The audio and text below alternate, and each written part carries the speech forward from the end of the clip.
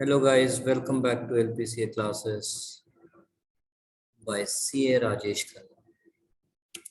फिर यहाँ पे ना एसके की जगह आरके होना चाहिए या फिर रॉक होना चाहिए। सर क्यों? मेरी मर्जी।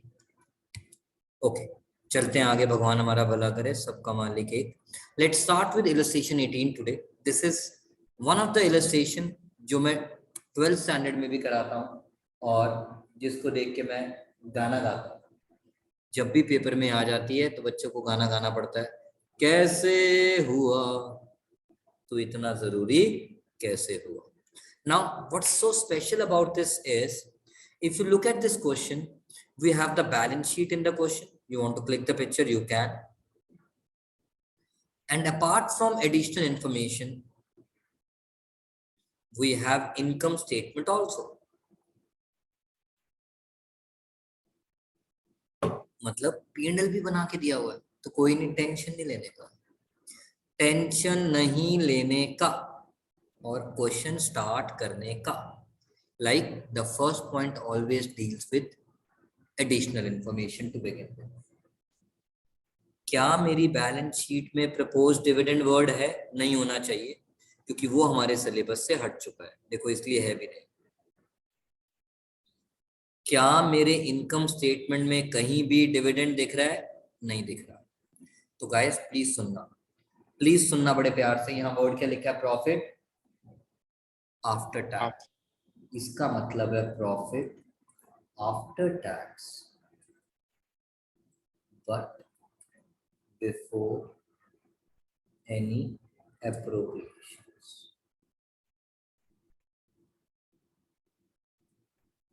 But before any appropriations. जब आप बैलेंस शीट के प्रॉफिट से स्टार्ट करते हो तो वो प्रॉफिट होता है after all the charges as well as appropriations. वो प्रॉफिट होता है after all the charges as well as appropriations. But income statement में जब वर्ड प्रॉफिट आफ्टर टैक्स लिखा है, वो मेरा प्रॉफिट है after tax but before appropriations. ना, क्या मेरे पास बैलेंस शीट में सरप्लस अकाउंट है? गाइस मेरी ये बात बड़े प्यार से सुनना।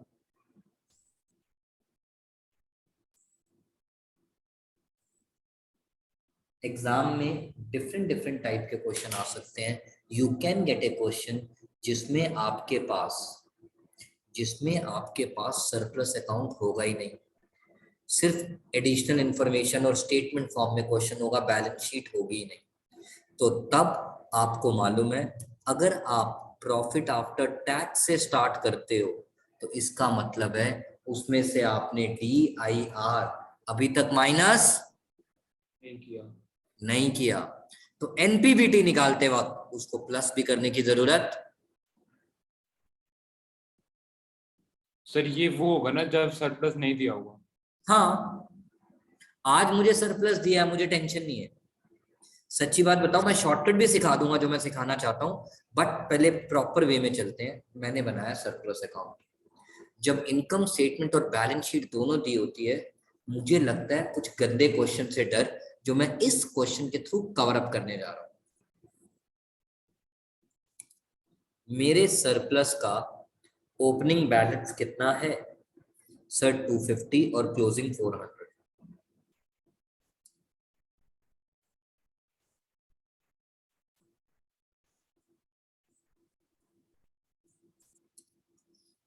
नाउ उसके बाद भगवान हमारा भला करे, हमने डिविडेंड कितना पे किया? 150। फाइनेंसिंग में माइनस। बट इस डिविडेंड की आप एंट्री तो पास करोगे ना। सबसे पहले डिविडेंड डिक्लेयर करने की कॉल्ड सरप्लस टू, क्योंकि जब तक डिक्लेयर नहीं होगा आप पे नहीं कर सकते। तभी तो आप कहते थे dividend paid equals dividend made. तो फाइनेंसिंग में माइनस तो करूंगा, but because of dividend declare भी हुआ है, यहां पर भी तो लिखूंगा ना मेरा बेटा।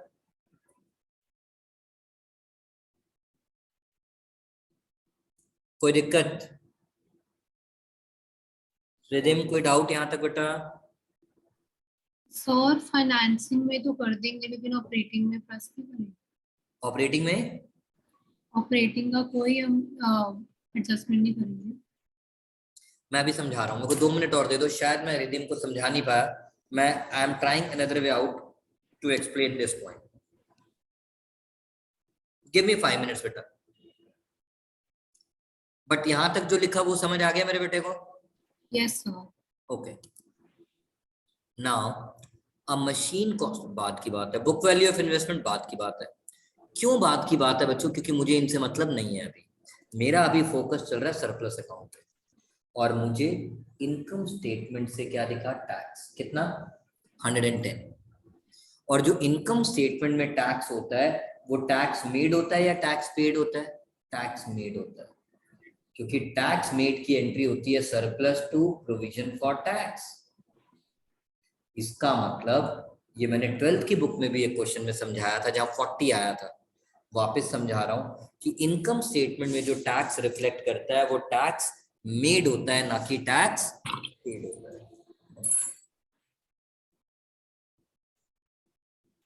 Is that point clear? बोलो बच्चों। Yes sir. Yes sir.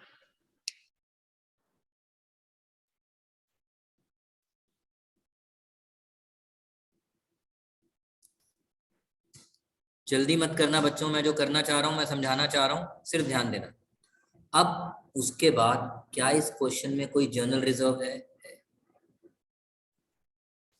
Difference amount transfer to general reserve, उसकी भी एंट्री क्या होती है? Surplus to general reserve. मैं इसको प्लस माइनस में भी दिखा दूंगा, बट उसका शॉर्टकट सिखाना चाहता हूं, इसीलिए ऐसे कर रहा हूं, सरप्लस टू जर्नल रिजर्व। और ये क्यों सिखाना चाहता हूं वो भी बताऊंगा। अब इसके अलावा तो मेरे ख्याल से और कुछ मेरे पास बचा नहीं। इनकम टैक्स पेबल अकाउंट बनाता रहूंगा, जरा इसका टोटल करते हैं। 150, 160, 220 और एक 320, 720 और 370।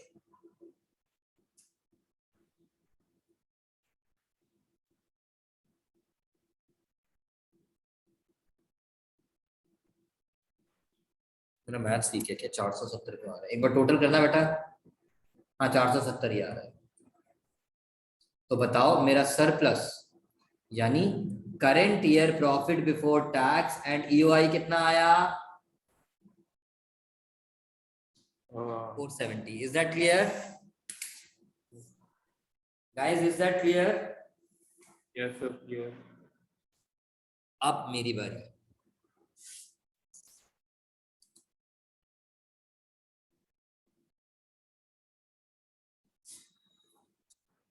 ऐसे ही मेहनत की ना बेटा?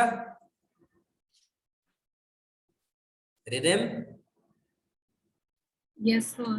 नेट प्रॉफिट बिफोर टैक्स तो दिया हुआ था बेटा? Yes sir. इसलिए अकाउंट बनाया क्योंकि कई बार दाल में कुछ काला भी होता है, कई बार दाल में कुछ काला भी होता है। हमारे पास नेट प्रॉफिट बिफोर टैक्स दिया होता है 480, और हमारा बैलेंसिंग फिगर कितना आ रहा होता है? 470। इसका मतलब यहाँ पे 10 रुपीज लिखूंगा तभी 480 बनेगा ना? जवाब दो मेरी बात का। This is the important point जो मैं बात करने जा रहा हूं। Sir yes sir. अब ये जो 10 सरप्लस अकाउंट में डेबिट साइड पे बचा, इस प्यार को मैं क्या नाम दूं? इंटरिम डिविडेंड, क्योंकि वो पे पहले होता है और प्रपोज बाद में होता है, और वो कहीं पे दिखता भी नहीं है। Yes sir. पे पहले होता है और प्रपोज बाद में होता है, वो कहीं पे दिखता भी नहीं है। तो यहाँ पे फिर मेरे को लिखना पड़ता interim dividend as balancing figure.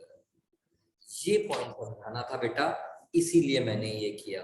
Is that point clear Kartik? Yes sir clear. और इंटरिम डिविडेंड भी जो पेड होता है वही मेड होता है।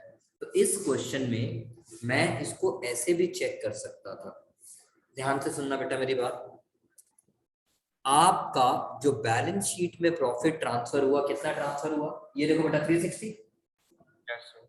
एज पर इनकम स्टेटमेंट, क्योंकि यहाँ पे तो आपने अप्रोप्रिएशन कुछ माइनस नहीं किया, 360, जबकि बैलेंस शीट के प्रॉफिट में डिफरेंस कितना आ रहा था, 150। टू यार ओपनिंग और क्लोजिंग का डिफरेंस बेटा, 150 इसका मतलब डिफरेंस कितना बचा, 210 210, और वो 210 किसका होगा, एप्रोप्रिएशंस का। यस 210 किसका होगा, एप्रोप्रिएशंस का। वेरीफाई हो गया। सर नहीं समझ आया, चलो मैं समझाता हूँ, अब छोड़ो इसको। आप पेपर में अपना नॉर्मल तरीके से अगर करना चाहते हो, आपका प्रॉफिट आफ्टर टैक्स 360 है, ये बात समझ आ रही है रिदिन? यस अगर इस साल में कुछ भी एप्रोप्रिएशन नहीं होगा तो बैलेंस शीट के प्रॉफिट कितने से इंक्रीज होने चाहिए,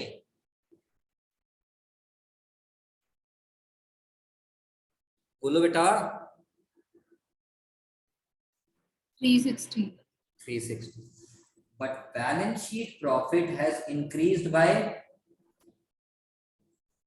इसका 150 मतलब ये जो डिफरेंस है वो किसको रिप्रेजेंट कर रहा है, एप्रोप्रिएशन और एप्रोप्रिएशन के नाम पे तीन, टैक्स एप्रोप्रिएशन नहीं होता, एप्रोप्रिएशन के नाम पे तीन ही चीजें हैं, एक डिविडेंड, एक इंटरिम डिविडेंड और एक reserve.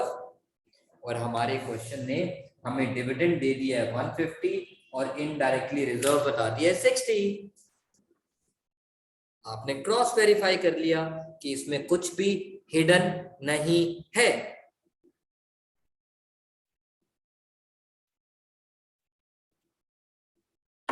Yes is sir that, हाँ मेरा बेटा।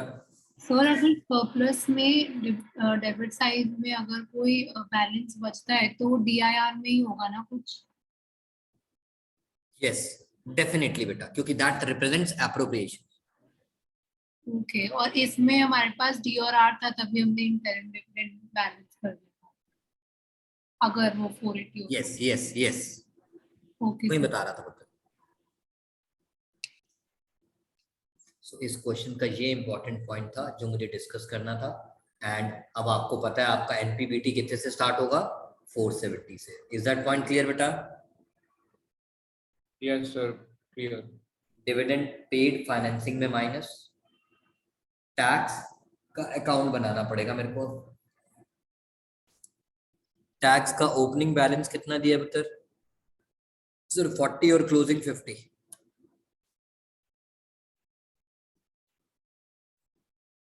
और टैक्स मेड है हमारे पास 110।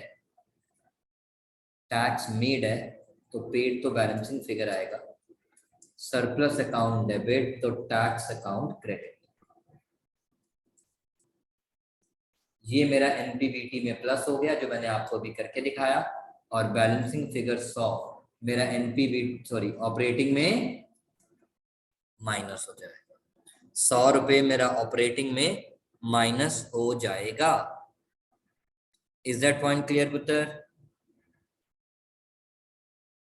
Clear sir All right. Then comes the next adjustment. Machine accumulated debt sold. Machine machine के भी दो अकाउंट बनाने हैं, और अब मुझे बुक वैल्यू से कुछ भी लेना देना नहीं है। और जब accumulated debt का ओपनिंग क्लोजिंग दिया होता है, asset account is always maintained eight original cost original cost.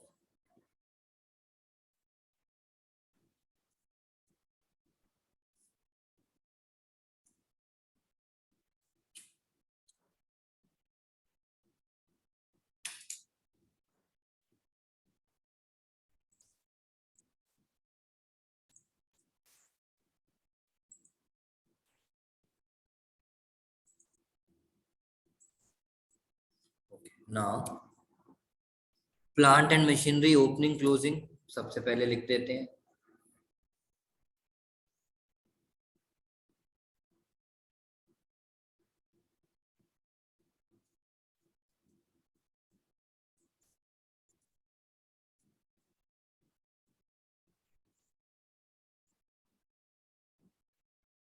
Accumulated डेब्ट ओपनिंग क्लोजिंग लिख देते हैं।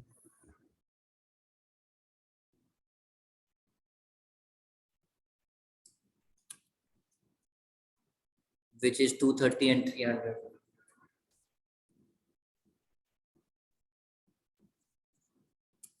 Then the adjustment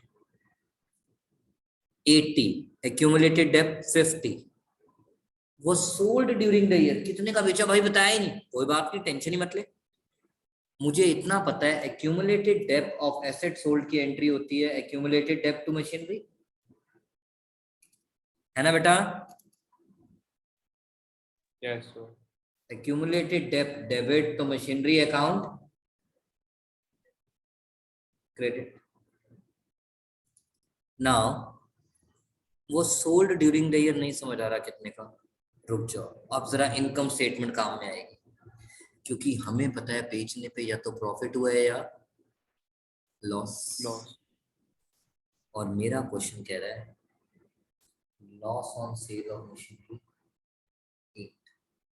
losses are debited तो machinery account credit.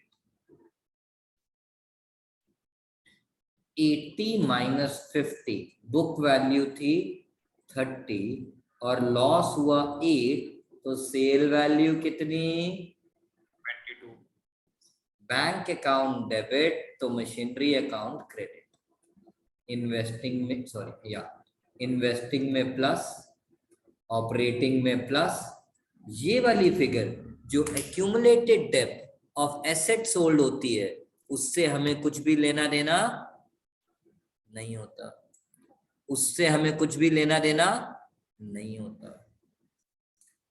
Now accumulated डेब्ट अकाउंट क्लोज करते हैं and we get current year depreciation, we get current year depreciation as balancing figure जो operating में प्लस हो जाएगा। So that was the indirect catch of income statement. तो मुझे हर step पे जहां मैं फंस जाऊंगा और अगर वो इंफॉर्मेशन मुझे इनकम स्टेटमेंट से मिल सकता है तो मैं यूज करूंगा। सो फार सो गुड बेटा? Yes, sir. Okay. Now the book value of investment sold during the year 43. लगे हाथ इन्वेस्टमेंट अकाउंट भी बना दिया मैंने। ओ सॉरी, पहले इसको तो क्लोज करें। 30, 1880,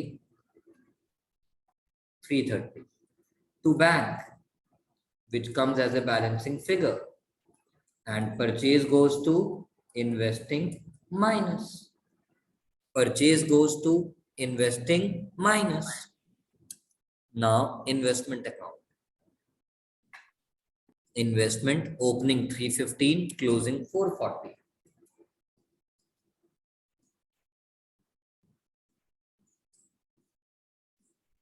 अब इन्वेस्टमेंट की बुक वैल्यू का मैं चार्ट डालूं, पहले ये तो देखूं मुझे प्रॉफिट हुआ या लॉस हुआ। यहां से देखा gain on sale of investment. ओ, इसका मतलब प्रॉफिट्स आर क्रेडिटेड तो इन्वेस्टमेंट अकाउंट डेबिट। इसको मैं ऑपरेटिंग में क्या कर दूंगा? Minus.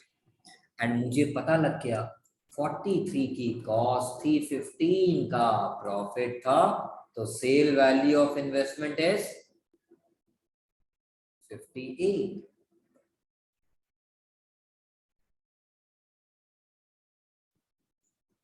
So 168, which comes as a balancing figure, becomes purchase of investment, goes to investing minus, goes to investing plus. Sale, वो जो बैंक वाला सेल था वो इन्वेस्टिंग में प्लस हो जाएगा और जो परचेज वाला कैश था वो इन्वेस्टिंग में माइनस हो जाएगा। So far so good? Yes, sir. Lock कर दूं? Yes, sir. Yes, sir. All right. Now मेरी सारी एडजस्टमेंट्स हो गई, but I am not in a hurry. Question में इंटरेस्ट ऑन डिबेंचर दिया है तो सबको पता है ऑपरेटिंग में प्लस, फाइनेंसिंग में Minus. Called implied adjustment, called implied adjustment. Then sir ऐसी एडजस्टमेंट होती है कि इंटरेस्ट ऑन डिबेंचर्स और इंटरेस्ट ऑन इन्वेस्टमेंट ना। हाँ ये देखो आ गया, जैसे डिविडेंड रिसीव्ड आ गया, डिविडेंड रिसीव हो रहा है, पे नहीं कर रहा, तो इन्वेस्टिंग में प्लस और ऑपरेटिंग में माइनस। गेन हमने कर लिया, लॉस हमने कर लिया, बाकी पॉइंट हो चुके हैं। और ऑपरेटिंग एक्सपेंस इंक्लूडिंग डेप्थ था, मुझे उससे फर्क नहीं पड़ता, डेप्थ मैं ऑलरेडी कंसिडर कर चुका हूँ। बाकी ऑपरेटिंग एक्सपेंस को तो मुझे अंडू करना ही नहीं होता, मुझे तो सिर्फ नॉन कैश और नॉन ऑपरेटिंग एक्सपेंस को करना होता है। डेप्रिसिएशन ऑपरेटिंग था बट नॉन कैश था, उसका इफेक्ट हमने डिस्कस कर लिया। सो फार सो गुड गाइस। अब मैं आपको बस आंसर दिखा देता हूं बच्चों साथ साथ। ये अकाउंट्स तो मैंने आपको बना के दिखाए ही हैं।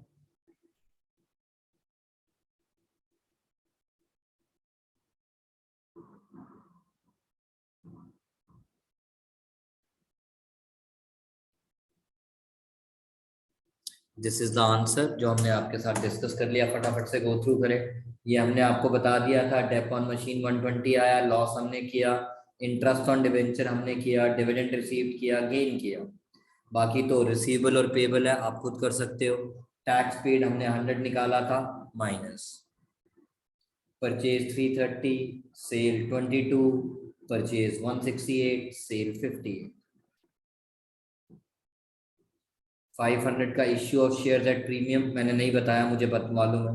रिडेम्पशन ऑफ डिबेंचर मैंने नहीं बताया, सीधा सीधा इंक्रीज है तो इश्यू, डिक्रीज है तो रिडेम्पशन। डिविडेंड पेड हमने कर लिया था, इंटरेस्ट पेड हमने कर लिया था। रेस्ट अब आप इस क्वेश्चन को कंप्लीट कर चुके हो। सो ऐसे ही हम आपके साथ नेक्स्ट क्वेश्चन नेक्स्ट क्लास में करेंगे, which will be the last question. Till then bye bye, शुभ रात्रि, शब्बा खैर।